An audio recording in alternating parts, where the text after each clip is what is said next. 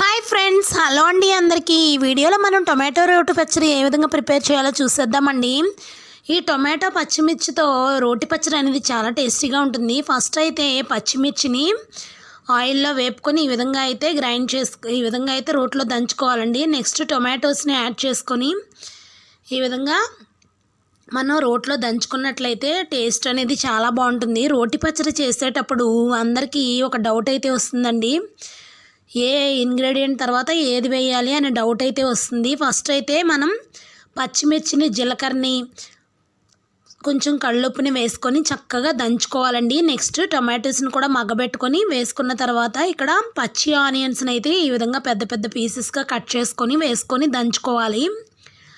మిక్సీలో చేసిన దానికి ఈ రోటి పచ్చడికి టేస్ట్ అనేది డెఫినెట్గా అయితే చాలా బాగుంటుందండి.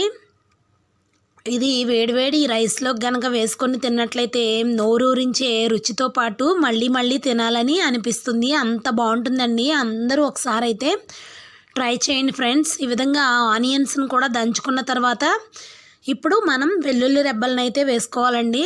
ఈ వెల్లుల్లి రెబ్బలను కూడా దంచుకొని చక్కగా కచ్చపిచ్చగా మొత్తం పచ్చడిని అంతా కూడా రోట్లో మనం దంచుకున్నట్లయితే పచ్చడి అనేది రెడీ అయిపోతుందండి. సో నోరూరించే టొమాటో పచ్చిమిర్చి రోటి పచ్చడి అందరూ ఒకసారి ట్రై చేసి టేస్ట్ ఎలా వచ్చిందో నాకైతే కమెంట్ బాక్స్లో కమెంట్ చేయండి ఫ్రెండ్స్. వీడియో నచ్చితే కనుక తప్పకుండా లైక్ చేసి మీ ఫ్రెండ్స్కి, ఫ్యామిలీ మెంబర్స్కి కూడా షేర్ చేసి వీడియోకి అయితే ఒక చిన్న లైక్ అయితే ఇచ్చేయండి friends. Thank you for watching my video అండి. Thank you very much.